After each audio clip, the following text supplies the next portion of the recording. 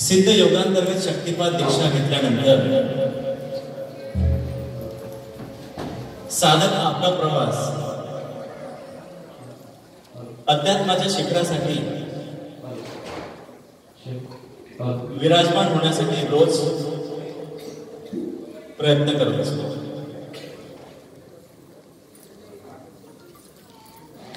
साधकाच्या भरपूर काही अवस्था असतात. सगळ्यात पहिली जी अवस्था आहे ती परिचय अवस्था. या परिचय अवस्थामध्ये सद्गुरू आपला परिचय साक्षात ईश्वरासोबत म्हणजे शक्तीसोबत करून देत असतो. आता त्यावेळेस आपली जी अवस्था असते एखाद्या बालकासारखी असते. आपण एखादा लहान बालक जसं असतो तसं आपलं त्यावेळेस मन असते. वयाला त्याला सीमा किंवा बंधन नाही आहे.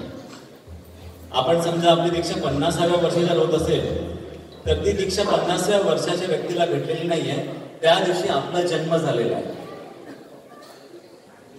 त्यामुळे त्याच पद्धतीने त्या दिवशी आपला ईश्वरासोबत संपर्क आणि संबंध प्रस्थापित झालेला असतो आणि तिथून तो संपर्क आणि संबंध पुढे आयुष्यभरासाठी जोडलेला असतो.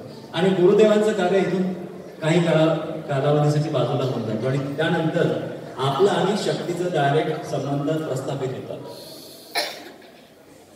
आता ज्यावेळेस ईश्वरासोबत साधकाचे डायरेक्ट संबंध प्रस्थापित होतात त्यावेळेस ती जी शक्ती आहे ती आपल्याला देण्यासाठी बसलेली आहे. मग ती आपल्याला ज्यावेळेस द्यायसाठी बसलेली आहे तर तिचे काही नियम आहेत. आणि म्हणून ज्या साधकाची दीक्षा झाली आणि ज्या साधकाची शक्तिपाताची दीक्षा झाली त्याला पण काही नियम आहेत. आणि म्हणून शास्त्रामध्ये असं म्हटलेलं आहे यम नियम प्राणायाम प्रत्याहार ध्यान धारणा समाधी. समाधी ही शेवटची अवस्था आहे पण त्याआधी यम आणि नियम हे 2 अक्षर फार महत्वाचे.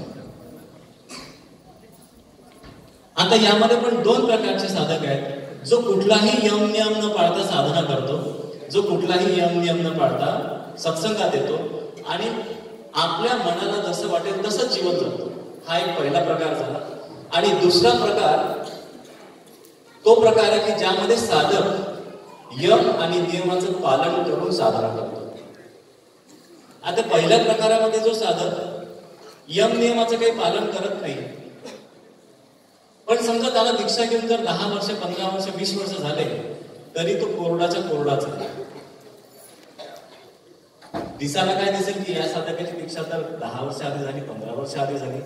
इतक्या वर्षात त्याच्यामध्ये किती बदल झाले असेल. पण तो काय आहे पालथ्या घागरीवर पाणी. पण ज्यांनी दीक्षा झाली आणि यम नियम प्राणायाम प्रत्याहार ध्यान धारणा समाधी पैकी 2 जरी गोष्टी सुरुवातीच्या पाळल्या यम नियम मग पुढच्या ऑटोमॅटिक त्याच्या शृंखलेमध्ये तो येतो. अशा साधकाला गुरुदेवांनी सांगितल्याप्रमाणे 3 वर्षामध्येच सर्वस्व प्राप्त होते. त्यामध्ये पण 3 प्रकार आहेत मध्यम कनिष्ठ आणि सर्वोत्कृष्ट. तर सर्वोत्कृष्ट जो आहे तो 3 वर्षामध्ये तिथपर्यंत पोहोचतो.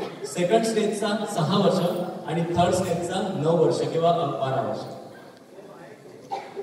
आपल्याला निर्णय घ्यायचा आहे की मला यम आणि नियमाचं पालन करून साधना करायची आहे की माझा जन्म असाच घालवायचा. कारण नियमांचं पालन जर गर्भस्थ स्त्रीने जर नियमाचं पालन केलं नाही 9 महिने ज्यावेळेस तिला कळते की आता माझ्या गर्भामध्ये एक शिशु जन्माला येणार आहे ती लगेच पथ्य सुरुवात करते. ती हळूहळूच पाऊल टाकेल. ती तिखट आंबट पदार्थ कुठलेही खाणार नाही.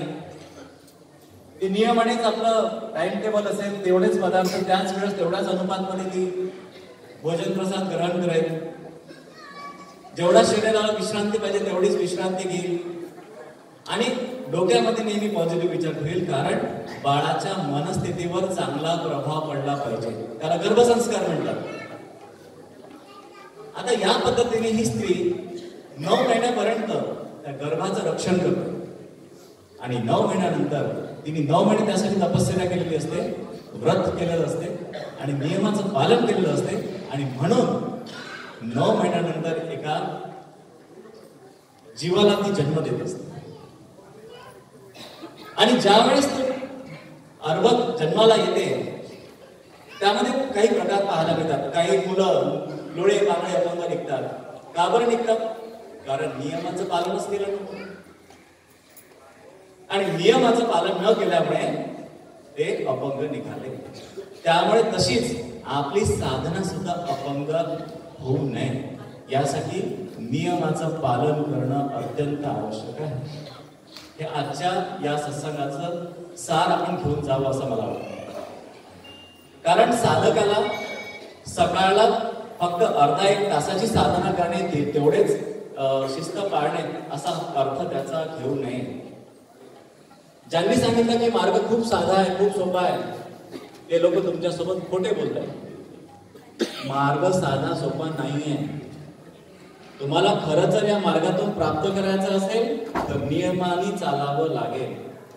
खोटं बोलता येणार नाही.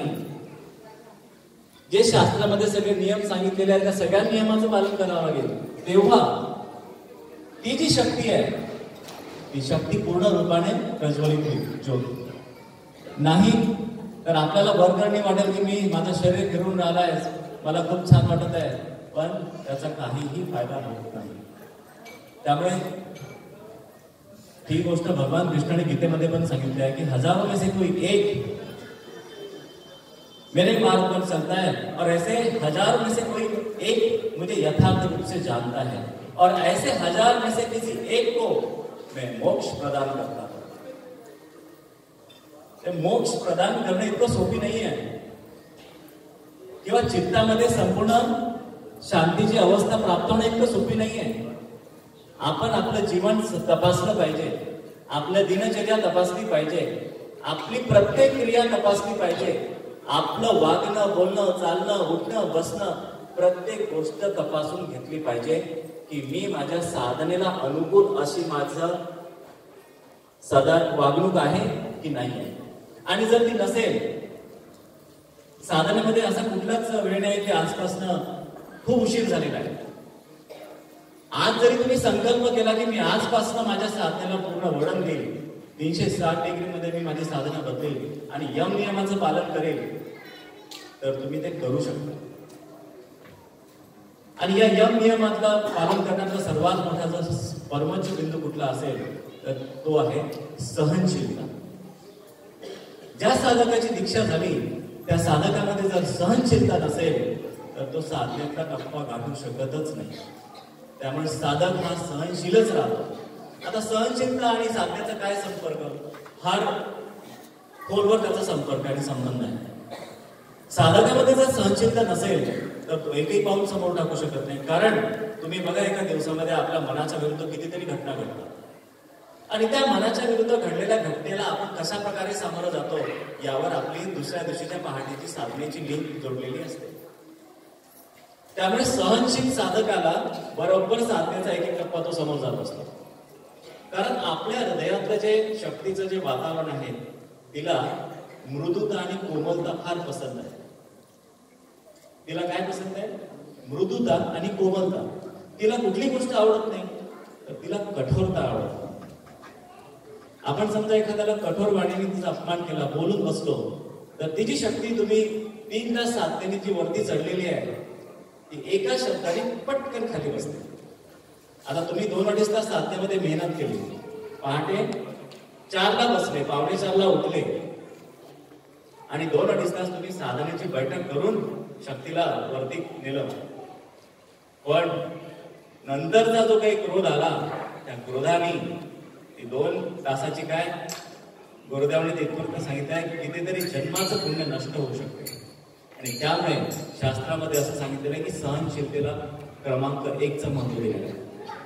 त्यामुळे साधकाला दुसरीकडे पाहायची गरजच नाहीये. साधकाला जितका तो अंतर्मुख होईल तितका त्याला आपल्या आतमध्येच एक एक गोष्टी कळायला सुरुवात होते. आणि साधना जेवढी बहिर्मुख राहील तेवढी त्याला अध्यात्मामध्ये उंची गाठायला उशीर लागेल. आणि आता ही अंतर्मुक्ता मला कशी प्राप्त होईल? तर या अंतर्मुक्तीचा संबंध जोडला गेलेला आहे मौनासोबत. आपण दिवसभर बोलत असतो. कित्येक लोक तर रात्री झोपेमध्ये पण बडबड करतात. का बरं? बघा तुम्ही, काही काही लोक झोपल्यानंतर काहीतरी वाक्य बोलत राहतात, काहीतरी बोलत राहतात. म्हणजे त्यांचं जे ब्रेन आहे, सबकॉन्शियस माइंड आहे, ते सतत त्याच विचारांमध्ये राहते.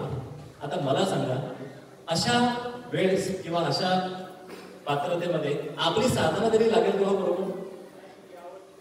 आता गुरुदेवांसोबत या शक्तिपाठाचा प्रचार प्रसार करण्यासाठी संपूर्ण भारतभर त्यांच्यासोबत फिरण्याचा मला योग प्राप्त झाला. एक कॉमन प्रश्न प्रत्येक साधकाने विचारला दीक्षा झाल्यानंतर, आणि तो कॉमन प्रश्न असा होता की गुरुदेव, साधनेला बसल्यानंतर विचारच फार येतात, आता या विचाराचं काय करायचं. बघा, प्रश्न किती गंभीर आहे. बरं, ज्याची साधना 10 वर्षाची झाली त्यालाही तोच प्रश्न आहे जो ज्याची दीक्षा आज झाली. मग हे प्रश्न आले कुठे, विचार आले कुठून? तर हे आपणच तयार केलेले विचार आहेत, आपणच निर्माण केलेले प्रश्न आहेत. आपण आपली दिनचर्या कशा प्रकारे मेंटेन करतो त्यावर सगळा खेळ डिपेंड करतो. आणि यासाठी नवीन वर्ष सुरुवात झालेला आहे. आपण आपली दिनचर्या पक्की केली पाहिजे. दिनचर्यामध्ये जर तुम्ही ठरवलं की मला पहाटेची 4ची साधना पकडायची आहे, तर तो टाइम टेबल तुमचा निश्चित करणं खूप गरजेचं आहे. जर तुम्ही दिनचर्यात लिहिलं की मला गुरुगीता करायची आहे 8 वाजता, तर ते 8 वाजता तुम्हाला गुरुगीता करावी लागेल. जर तुम्ही दिनचर्यात लिहिलं असेल की रात्री झोपायच्या आधी मला शिवमंत्र करायचं आहे, तर तुमचा 3 सूत्री कार्यक्रम जर तुम्ही आखला आणि त्याच्यासोबत जर वचनबद्ध राहिले, तर मला गुरुदेवांनी या गोष्टीला सांगितलं होतं की जो व्यक्ती या 3 सूत्राच्या पद्धतीने चालेल त्याच्या केसाला सुद्धा धक्का लागेल. पण आपण काय करतो, वर्ष लागल्यानंतर आपण संकल्प करतो की आजपासून मी साधना करेल, किंवा आपण शिवरात्रीत संकल्प करतो, किंवा आपण गुरुपौर्णिमेमध्ये संकल्प करतो. पण संकल्प तो किती दिवस राहतो? किती दिवस राहतो? थोडेच दिवस. आणि मग तो संकल्पापासून आपण विमुख कसं केव्हा होतो? ज्यावेळेस आपली संगत बहिर्मुख लोकांसोबत होते. आणि म्हणून गुरुदेवांनी सांगितलं होतं की पहिल्याची काळात लोक घरदार सोडून गंगावर जाऊन बसायचे. त्याच्या मागचं मूळ कारण होतं अशा कुसंगतीपासून दूर राहायचं. आणि गुरुदेवांनी सांगितलं होतं की असे जे लोक आहेत त्यांच्यापासून मित्रता थोडी कमी करा. कारण याचा अनुभव तुम्ही घेऊन बघा, याची दीक्षा झाली नाही, याच्या संगतीमध्ये तुम्ही अर्धा तास बसा आणि थोडी चर्चा करा. अर्धा तासानंतर तुम्हाला असं वाटेल की मला एकदम थकवा आलेला, शीत आलेली जाणवते का? तुम्ही ज्या वेळेस अशा एखाद्या व्यक्तीसोबत बसता आणि बोलता त्यावेळेस असं वाटतं की शरीरामध्ये पूर्ण प्राणच निघून गेला. हा आहे संगतीचा परिणाम. एक खूप चांगली गोष्ट सांगतो, संगतीचा परिणाम माणसाच्या जीवनावर कसा होतो. एक दक्षिणेमध्ये एक खूप सुंदर राजहंस होता आणि तिथे भरपूर राजहंस राहायचे. एकदा तो उडता उडता पूर्वेच्या एका राज्यामध्ये आला आणि त्या ठिकाणी दिवसभर प्रवास करून तो थकून एका खांदीवर बसला. त्याला असं वाटलं की आता इथेच आराम करावा.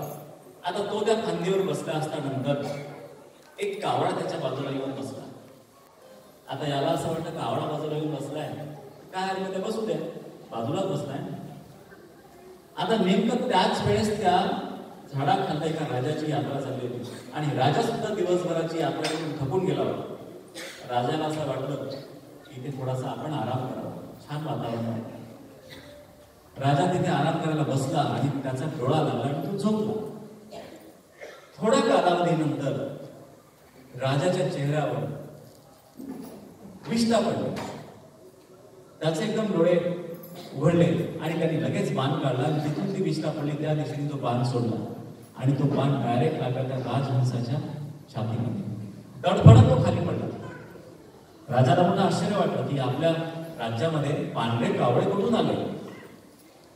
आता तो जो हंस होता त्याला राजाला पक्षाची भाषा येत होती. त्याने विचारलं की तू पांढरा कावळा कसा काय इकडे आला. आणि राजा, मी कावळा नाही, मी राजहंस आहे, दक्षिणेतून इथे प्रवास करता करता चाललो होतो. माझी संगत थोड्याच कालावधीसाठी या कावळ्यासोबत झाली. जी काही घाण केली ती कावळ्याने केली, पण त्याचा भोग मला भोगावा लागत नाही. तर नीट लक्षात घ्या, कुसंगतीचा इतका वाईट परिणाम आपल्या जीवनावर होऊ शकतो. त्यामुळे अशा लोकांच्या संगतीपासून 10 हात दूर राहायचं, ज्यांचे विचार आपल्या साधनेला मॅच करत नाही. तर त्यांचे विचार कसे आहेत? त्यांचे विचार कसे आहेत? त्यांचे विचार आहे खाऊ पिऊन क्रॅश करू.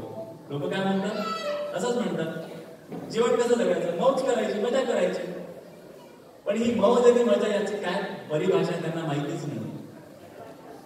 ज्या साधकाची कुंडलिनी शक्ती जागृत झाली, गुरुदेवाने सांगितलं की त्याला परमानंद प्राप्त होतो. आणि बघा, तो खरा साधनेमध्ये खोलवर डुबकी मारतो, त्याला साधनेतून जे काही आनंदाची प्राप्ती होते ती बाह्य कोणत्याच गोष्टीपासून होते, ती क्षणभंगूर आहे. कोणतेही सुख शोधून काढा तुम्ही, त्या सुखाची या सुखासोबत तुम्ही कल्पनाच करू शकत नाही की त्याचं मॅच होऊ शकत नाही. त्यामुळे अशा प्रकारची साधना आपल्याला प्राप्त झालेली आहे. पण जर आपली झोळीच फाटली असेल तरी साधना पण शेवटी मातीमोलच होईल. त्यामुळे आपण किती वर्षापासून साधक म्हणून राहिलं आहे याही पेक्षा महत्वाचं आहे की आपण किती निष्ठेने आपली साधना करत आहे आणि किती नियमाने आपण आपल्या साधनेच्या मार्गावर चालत आहे.